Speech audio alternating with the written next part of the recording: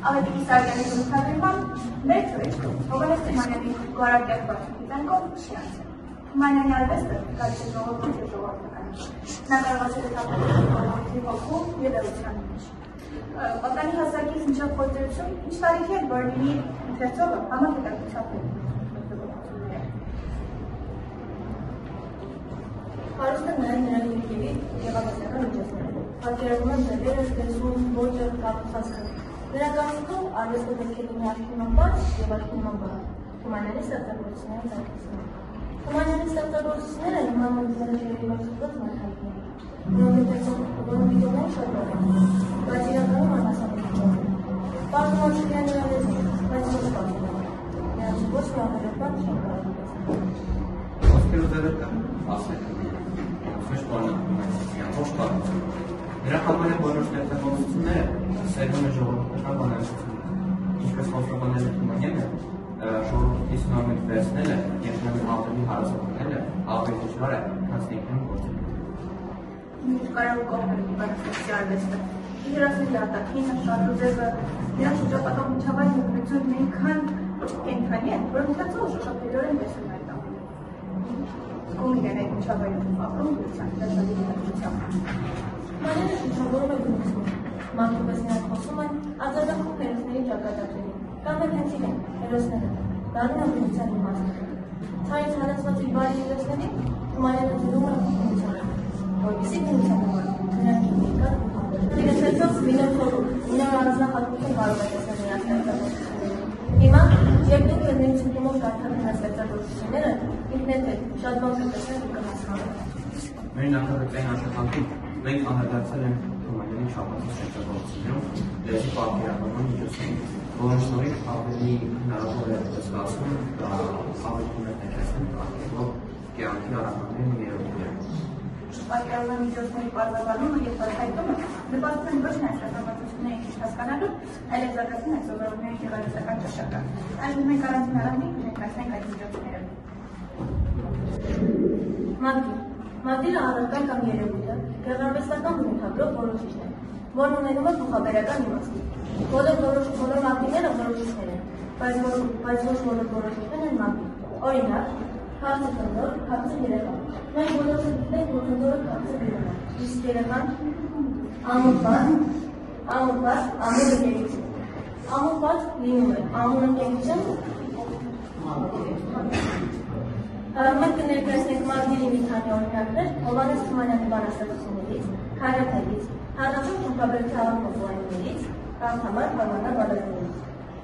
Օրինակներ բանաստեղծություններից. Անգին դարձեր, ճեկանապատ, Անոթ լեռներ, թերչուդատան երկեր, խորում հոգի, ազոտ քարավան, սև սուքի հովիտ, լուսաբարձան հոգի։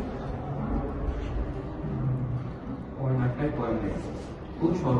անցավոր աշխարհ, անմա գործ, անմա գործ, լավաճավոր, համարյա մուսնի, անմա խաղաղին, լուր անմեր, խանջանություն։ Օրինակներ քարյակներից. Անդակ կապ, ատես երկուշեն, սուր ատունը, խավոտաշման, անկում կարոտ, ակտանքում, համեմատություն և օտարբեր երկրների նշատված տարբերություն, նմանություն, մեկի օգնության բացատրվում, մուսով նյութագրում։ Օրինակ. Այդ ինչպես նրայնի ամպ աղջիկ համշնությունից, ամսնոց միլիարդարով սուս են կարասինած։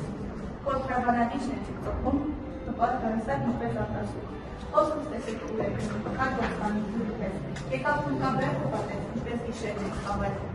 ավերակվերթի սեղանին, սոպում գիշամին չոքել են ահա, հեի գաղիչ կորացան։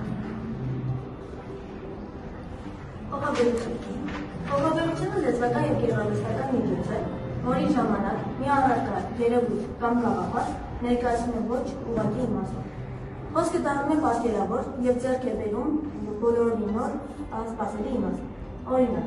հայոց վիշտը անուն լուծող, խավար լուծող ահագին, այնսով ծողում տառապելով լող է տալիս իմ հոգին։ Հայոց վիշտը համեմատվում է մեծ անհատակ ծովի հետ, որտեղ տառապում է բանաստեղծի հոգին։ Տանում է ինքնուց մեր գանձերն աջում, մեր գանձերը ծով, ինչ-որ դարերով ետներ է ծնել մեր խորոք հոգին, հայոց ներվերում, բարձր նրավերում։ Բանաստեղծը խոսում է հոգևոր այն գանձերի մասին, որոնք առնոտ գիշերներին ժողովուրդը տարել է դեպի գալի։ Անշշկույթ, ուր կարոտ, սիրավար գարեներ, տեսաշուկ հարմանալի, հարավոր շենքեր, սերծեր ցավեր,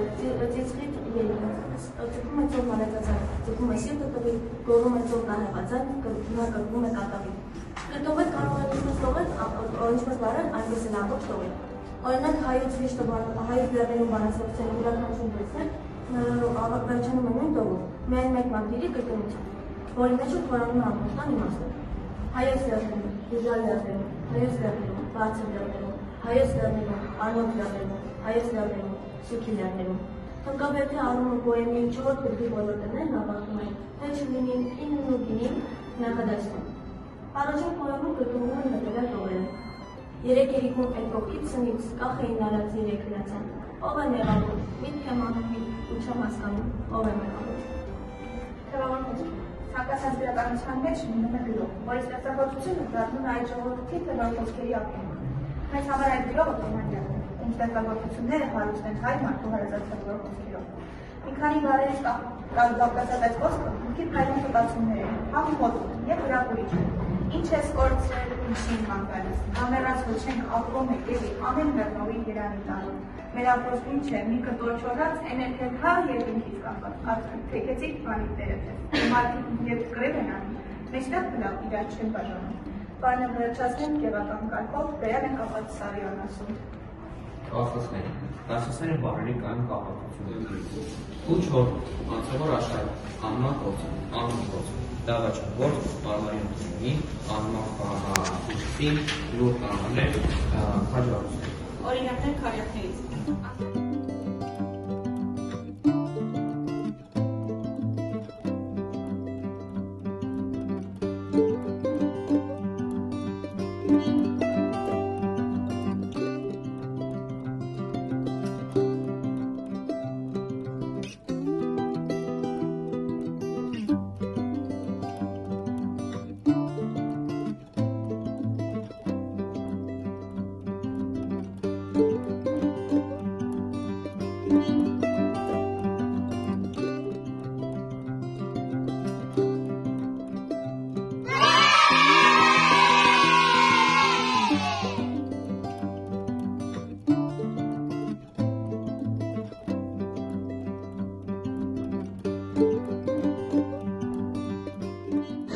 Մենք չենք ուժել, բայց մեր երկու խաղերի հաղթողները ունենալ են փոքրիկ։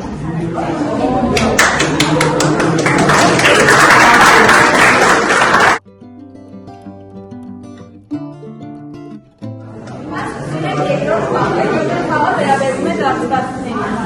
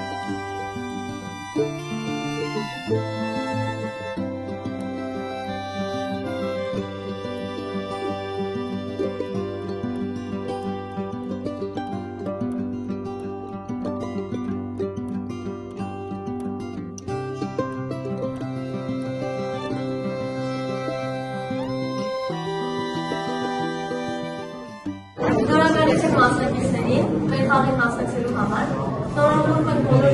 առաջին եւ երրորդ տեմերին։ Կտնցեք, որ առաջինները մոտենան։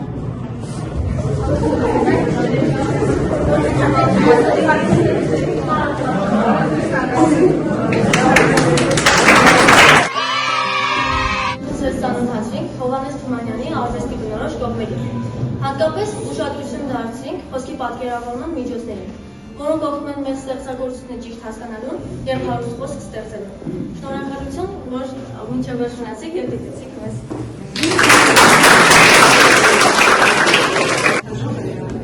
Բոլորս հավասարապես եկան։ Բարները ուղղել ստեղծնենք և կողմերը չատավիք։